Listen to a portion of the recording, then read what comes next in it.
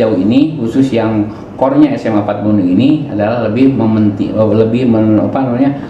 lebih terfokus kepada bagaimana SMA 4 Bandung ini memasukkan sebanyak-banyaknya alumni SMA 4 Bandung ini ke perguruan tinggi baik negeri maupun swasta. Karena SMA Negeri 4 Bandung ini khususnya adalah core bisnisnya adalah mereka harus melanjutkan ke perguruan tinggi baik negeri maupun swasta. Alhamdulillah pada tahun ini raihan dari SMA 4 Bandung ini yang masuk ke perguruan tinggi negeri ada sekitar 193 orang tahun ini. Dari total siswa 307 orang yang tahun ini keluar.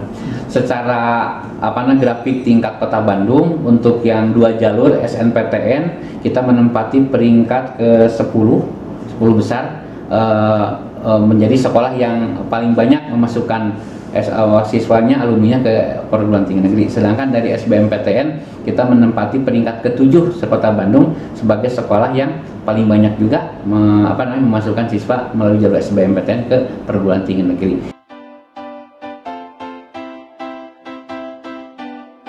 Nama saya Fauzia Nurul Aini, kelas 12 IPA 2, diterima di ITB Fakultas Teknik Mesin dan Dirgantara.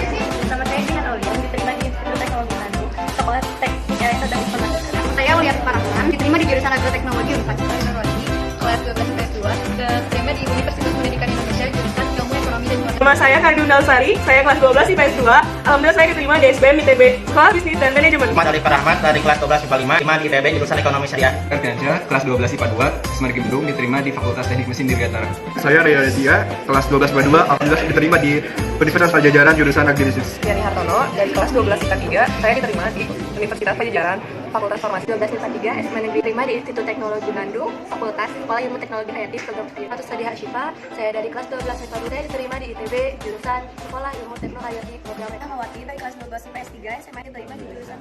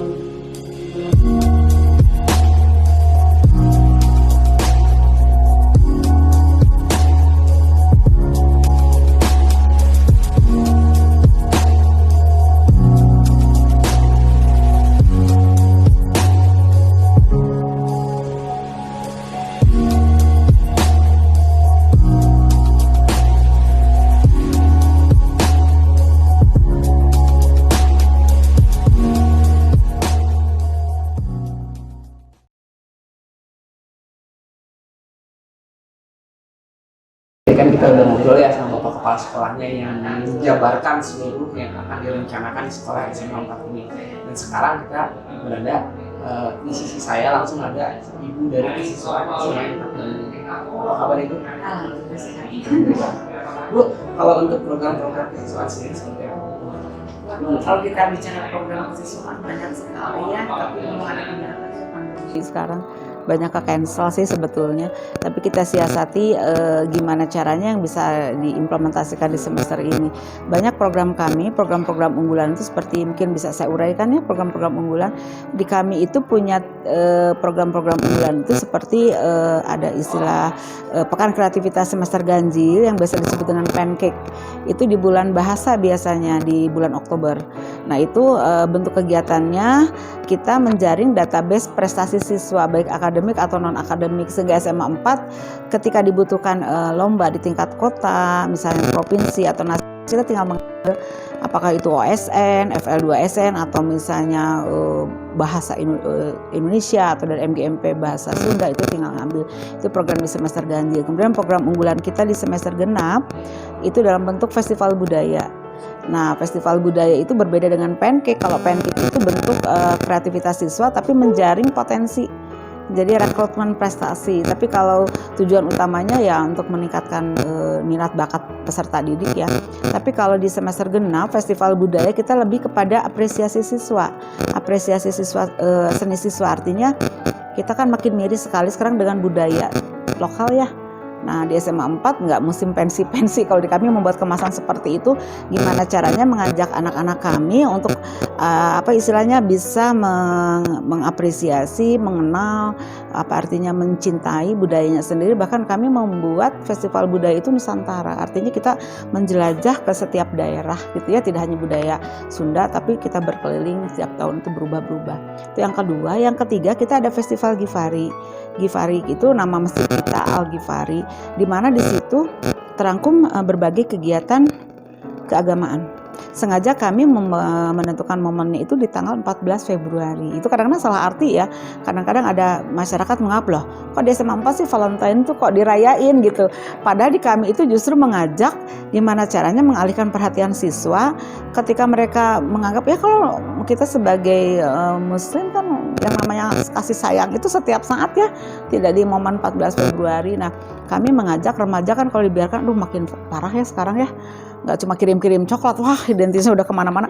Nah, kami mengajak bahwa di tanggal 14 Februari itu mengajak mereka untuk mengarahkan ke hal yang positif. Selain ada lomba-lomba keagamaan, kami biasanya ada kolaborasi dengan alumni membuat satu kegiatan-kegiatan yang sifatnya empati terhadap masyarakat, terhadap lingkungan. Ada baksos, atau kadang-kadang kita membuat satu kegiatan seperti tahun kemarin kita hitanan massal. Terus 2 tahun ke belakang ya itu ada pernikahan massal gitu kan. Jadi bentuk-bentuk kegiatan seperti itu yang ada kegiatan dengan keagamaan. Di samping ada lomba-lomba juga yang jenjangnya nanti kita ambil ke tingkat kota prestasinya ya, nasional dan sebagainya. Itu yang ketiga. Yang keempat, ada program unggulan kami itu Bakti Desa. Kalau di perguruan tinggi mungkin seperti KKN gitu ya. Nah, ini agak riskan sekali kita untuk realisasi karena memang kondisi sekarang kan nggak boleh. Itu pengalamannya berarti sekali ketimbang kita hanya karya wisata jalan-jalan gitu ya. Mereka biasanya dibawa ke satu daerah desa tahun keempat, harusnya sekarang tahun keempat. Mereka dibawa ke desa, mereka dititipkan di satu rumah orang tua asuh, mereka ikut aktivitas dengan orang tua asuhnya, ada yang berkebun, ada yang jualan, ada yang berternak segala macam. Ternyata mereka itu ngerasa banget katanya Bu dapat gitu ya, yang di sini nggak bisa ngapa-ngapain di sana berarti mereka belajar mandiri lah gitu. Itu pendidikan karakter juga dapat di situ lah. Itu Bu untuk yang tadi yang kayak yang keluar Bu ya. Ya. Itu berapa bulan? Nggak lama sih, cuma 3 hari. Oh, cuma 3 hari. Wah, budgetnya besar juga sih kalau anggaran kami kan terbatas gitu. Tapi selama 3 hari mereka mengenal lingkungan, dan di sana juga kita kolaborasi dengan masyarakat juga. Kemarin juga ada hitanan massal juga di sana. Selain bakti sosial, pembagian sembako, terus ada pembelajaran terhadap masyarakat juga. Banyak itu kegiatan yang positifnya. Nilai-nilai yang di sini dibawa ke sana. Jadi bahwa kita kan harus kontekstual lah, belajar itu kan nggak bisa textbook lah. Anak-anak sekarang baca buku autis kan riweuh gitu. Jadi kontekstual itu dibawa ke lapangan, mereka bisa interaksi segala macam. Jadi kami kebetulan saya juga guru seni ya, jadi benar-benar yang namanya apresiasi segala macam tuh saya bawa ke sana.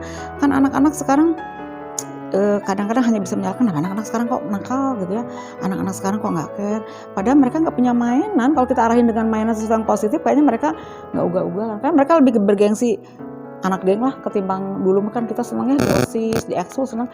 Anak-anak sekarang kan sudah menjamur ya, mereka senangnya bergerombol, berkumpul. Nah, kalau mereka dikasih kesempatan untuk berapresiasi, terus berkompetensi seperti itu, kayaknya mereka ada jalan gitu. Makanya kita harus kreatif lah di kesiswaan itu, gimana ngarahin anak-anak supaya istilahnya kan anak SMA sekarang ya kata orang Sunda kurmejeuhna lah, overacting gitu lah, cari sensasi gitu ya. Nah, kalau nggak pinter-pinter kita mengendalikan, ya kita nggak bisa nyalahin anak-anak senang di luar gitu. Nah, yang menjadi permasalahan kami sekarang itu dengan COVID-19 ini kan serba keterbatasan, tapi kita nggak kalah set lah dengan kondisi seperti nggak boleh menyerah ke anak-anak. Kami selalu lakukan dengan virtual. Seperti kegiatan ekstrakurikuler itu kan rutin, harusnya seminggu sekali, kami lakukan dengan virtual. Memang aneh juga sih bermusik virtual gitu ya, terus basket virtual aneh juga. Ada rasa yang berbeda. Ada, tapi mereka supaya paham bahwa kegiatan tidak boleh mati di situ gitu. Termasuk sekarang saya diminta anak-anak untuk syuting LKO, latihan kepemimpinan OSIS. Kemarin kami baru pemilihan ketua OSIS virtual juga. Jadi pemilihannya lewat Google di data segala macam, tinggal kita dapat hasilnya. Sekarang udah terbentuk ketua OSIS, wakil ketua OSIS, tinggal melaksanakan kegiatan LKO. Nah, yang namanya latihan kepemimpinan OSIS kan identik mereka itu dengan outbound, mereka dengan segala macam. Mereka ngeluh pertama, Bu, asa terame Bu, masa LKO virtual? Kan nilainya yang terpenting. Nah, saya bilang gitu, nggak cuma fisik loh, seorang pengurus OSIS itu nggak cuma fisik, tapi berpikir kreatifnya dapat gitu ya. Terus leadershipnya kamu dapat, segala macamnya juga, psikisnya juga harus dapat, motivasinya harus dapat. Akhirnya mereka mau. Jadi LKO yang kami selenggarakan sekarang itu yang biasanya dilakukan dengan outbound segala macam, kami virtual juga nanti dalam 3 hari lah gitu. Jadi segala sesuatu termasuk wisuda segala macam SMA 4 momen itu nggak pernah terlewat. Kami siasati dengan bentuk ya daringnya seperti itu. Jadi momentum-momentum insidental ya. Iya. Insidental itu tetap dilakukan melalui Iya. dari bukan hanya pendidikan formalnya. Iya. Artinya yang harapan ibu ini nilai-nilainya tetap tersampaikan lah. Tapi ada yang ini nggak Bu, ada kesulitan nggak Bu dari? Ada juga sih. Jadi daring itu kan ya kan masyarakat nggak sama ya. Ada yang memang nggak ada trouble gitu, ada yang juga trouble dengan perangkat. Kadang-kadang ada yang, Bu, kami tuh di rumah cuma punya HP parbut. Ada saya juga harus PJJ, saya PJJ, jadi sekali sewa.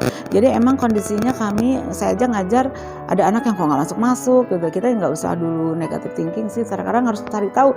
Kalau masalah kuota kan kami kasih lah dari sekolah gitu, yang mereka tidak mampu kami kirim. Cuma yang menjadi kendala mungkin bukan cuma kuotanya, perangkatnya. Dan perangkat juga kami, kalau misalnya di sini kan ada wali kelas, ada peran BK, mereka selalu home visit segala macam. Kalau mereka punya trouble tentang perangkat segala macam, kami siapkan di aula. Jadi di aula itu kan sekarang nggak dipakai ya.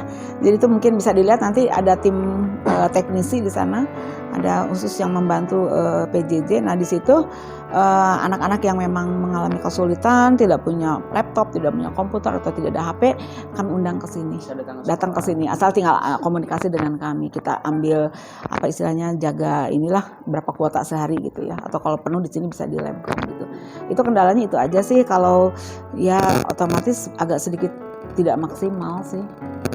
Tinggal kitanya harus tiap hari jadi riweuh kita yang WA gitu kan ya, nggak, kami sangat peduli gitu. Jadi kebaliklah, kalau dulu mah kan kita ke guru tuh ya istilahnya ngejar gitu. Kalau sekarang kan kebalik, harewe nggak di hello sama kita mah.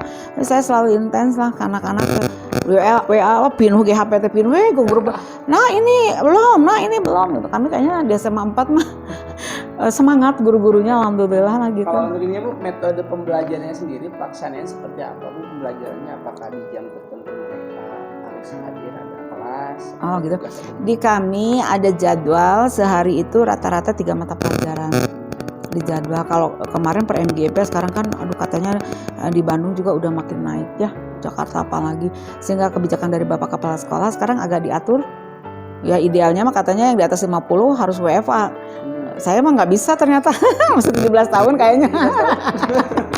Jadi masih di sekolah. Nah itu diatur, jadi tiap hari itu dari mulai 6:30. Jadi pembiasaan tetap kami lakukan di kesiswaan. Jadi 6:30 udah ada pembiasaan. Kami juga Bapak Ibu guru ke masjid. Kami ada jadwal Senin, Rabu, Jumat itu ke masjid. Kalau Selasa, Kamis kami olahraga senam ringan. Sampai 7:30, 7:15 lah. 7:15 udah break, siap-siap 7:30 baru PJJ gitu. Nah anak-anak pun di rumah sama. Jadi ada tim imtak kan, kami di kesiswaan tuh punya staf imtak. Jadi kami ya tentang keimanan ketakwaan. Jadi kami dari Wakasa Kesiswaan tuh ada 5 staf. Yang satu pembina OSIS, yang kedua pembina wawasan wiyata mandala tentang kedisiplinan, yang ketiga pembina imtak, yang keempatnya ada ekskul. Nah pembina imtaknya ada 2 putra. Staf kesiswaan. Nah si imtak itu sendiri berperan. Jadi jangan, kalau biasanya kan dilakukan pembiasaan di sekolah tuh pagi-pagi bel, anak masuk ke kelas, tadarus, sudah tadarus kemudian biasanya menyanyikan lagu Indonesia Raya literasi oleh kami. Nah kita juga mengharapkan kegiatan seperti ini jangan semuanya hilang gitu. Jadi mereka di rumah juga dipandu sama kita, tadarus bareng, sholat duha juga kami infokan. Jadi kami guru-guru melaksanakan ibadah, mereka juga melaksanakan ibadah. Yang non muslim juga pembina imtaknya di kami kan ada juga yang non muslim, yang Katolik, yang Kristen, mereka sama, mereka melakukan yang sama pagi-pagi. Jadi kita semuanya jalan. Nah, itu sampai 7:15, setelah itu baru KBM. Nah KBM itu hanya 60 menit. Jadi kalau 8:30 sampai 8:30, nanti masuk lagi 8:45 sampai sekian. Pokoknya jam 11:30 sudah beres kegiatan. Setiap hari ada kegiatan seperti itu. Cuma ya greget, yang namanya guru kan nggak bisa sekedar Google Classroom ya, pengennya Vicon. Guru mah udah mencicing wae teh greget gitu ya. Cuman kami menyadari juga aduh kuota kasihan juga anak-anak gitu. Akhirnya kami bersepakat kalau untuk Vicon itu sebulan sekali. Jadi yang lain dengan Google Classroom. Google Classroom kan bisa dengan materi, bisa dengan penugasan segala macam. Walaupun sebenarnya ya saya sendiri juga bingung, kayak kemarin saya kan ngajar seni musik. Anak bikin kreasi musik kontemporer. Kebayang atuh di PR-keun musik. Anak langsung yes bu, aku tuh udah bete bu pengen bermusik. Anak-anak langsung nge-WA semangat kayaknya. Tapi awas ya, nggak boleh kumpul kan berkelompok. LKS itu selesai MPLS biasanya dibawa ke LKS. Itu yang sangat berpengaruh di sekolah kami ya, beda lah dibawa anak ke secapa karena namanya itu teh kemarin Pusyani kemarin kan dilatih oleh Abri. Bu tuh beda banget begitu datang ke sekolah, disiplinnya, mentalnya bagus gitu ya. Cuma kan sekarang nggak boleh ada tatap muka. Nah itu yang kami kebingungan itu, kok yang kayak kan kreativitas gitu kan bisa cancel lah, nanti ditunda gitu ya. Atau yang bisa divirtualkan, LKS divirtualkan, kebayang atau udah hese gitu ya kan, banyak penanaman sikap. Bagaimana etika mereka makan, bagaimana dia harus bangun malam tahajud, bagaimana dia bisa mandi dengan cepat, karena ternyata anak yang kesiangan itu yang lelet. Nah biasanya anak terlambat ya tadi indikasi yang ditanya tuh bangunnya lambat kata ibunya, bangunnya lambat, sarapannya lambat, ke sekolah pasti lambat. Nah dengan LKS itu kan care dengan teman, nggak boleh egois gitu, kemudian disiplin makan, disiplin waktu segala macam, itu sangat pengaruh sekali di kami. Paling mendasar sekali itu di kelas 10 tuh LKS. Kalau kayak Bakdes kan kelas 11 udah ada istilahnya situasinya udah berkembang lah. Kalau anak SMP masuk ke SMA kan masih bolon pisan lah gitu ya. Nah itu biasanya program awal kami itu ada LKS setelah MPLS. Nah kemarin juga MPLS kami lakukan dengan virtual. MPLS virtual bagus lah, udah sukses lah anak-anak juga ikut. Nah biasanya lanjut dengan LKS. Cuma sekarang kami masih bingung, LKS bisa juga sih secara virtual tapi nggak dapet gitu. Saya belum cari formula gimana caranya. Yang jelas sekarang banyak kegiatan kesiswaan yang pending, yang mudah-mudahan cepat berlalu ini corona. Betul, aduh ngaruh sekali ke pendidikan tuh, ngaruh gitu ya. Apalagi biasa manfaat mah guru-gurunya tuh wah semangat bisa diulah-ulah ke sekolah juga dah. Duh gimana ya anak gimana. Padahal kan katanya Pak Menteri bilang sekarang kayak air ngalir aja ya, nggak bisa lah anak dipaksakan gitu ya. Tapi ada rasa tanggung jawab kami mungkin ya. Nah ini juga program-program kesiswaan itu, makanya saya staf kemarin MPLS virtual, sekarang LKO juga mau virtual. Nah momen yang kita dapat adalah bulan bahasa yang pancake itu dapat banget segala macam. Kita bingung nih Oktober, karena kan kenyataannya seperti ini gitu. Nah, kebayang di kita kan program-program unggulan juga seperti manasik, itu manasik haji virtual kan kebayang atau nggak dapat. Biasanya manasik haji diberikan kelas 12. Jadi kami itu setiap yang namanya kegiatan kesiswaan semester ganjil genap itu pokoknya tiap bulan itu udah maraton banget. Nah sekarang banyak yang ke-cancel gitu. Kayak kemarin pernah lagi situasi seperti ini, pesantren kilat itu juga virtual dilakukan. Semua kegiatan alhamdulillah yang bisa dilakukan dengan virtual kami virtual dilakukan gitu ya. Sematren kemarin itu juga dilakukan virtual. Cuma yang memang ada butuh keterampilan kami agak ragu, seperti LKS itu ada keterampilannya sih harus dapat ya. Manasik haji juga keterampilan harus dapat. Kami cari formula gimana nih bisa dilakukan gitu ya. Kalau misalnya virtual kan kebayang atau anak harus dapat pengalaman. Kalau di kami itu memang kontekstual banget, seperti pelajaran agama kelas 12 itu ada materi bab nikah. Nikah beneran udah kita rame. Itu kolaborasi dengan beberapa mata pelajaran. Jadi prosesi akad nikahnya dapet, terus ada setting jadi WO-nya. Itu kan dari bagian seni bahasa juga ada. Di kita tuh kalau ada apa-apa tuh sepenuh hati anak-anak itu, makanya mereka juga kecewa ketika melihat kakaknya seperti itu. Pas sekarang mereka mau mengikuti kegiatan kondisi seperti ini gitu. Jadi programnya banyak kalau saya cerita. Karena kondisi banyak yang terpending ya. Jadi tapi tetap saya masih mencari formula gimana yang belum terrealisasi. Jadi yang ada beberapa kegiatan udah terrealisasi gitu ya, tapi yang masih belum saya masih cari gimana sih gitu kan. Kalau kita kayak misalnya kurban juga nyambung dengan manasik. Jadi pada saat menyembelih hewan itu kita ada kaitannya dengan manasik, dianggap seperti seolah-olah sebetulnya gitu ya. Selesai manasik ada satu hewan yang kita sembelih. So kan susah sekarang Bu, jadi bingung. Banyak hal yang ya berdoa aja lah mudah-mudahan. Dan anak-anak juga bete, bahkan anak-anak Bu kita jadi bodoh ya Bu, nggak bodoh kamu jadi pinter mandiri gitu. Nah sekarang orang tua yang mengeluh juga kewalahan Bu, karena biasanya mungkin anak-anak kreatif ya Enak mau bagian mamah nah.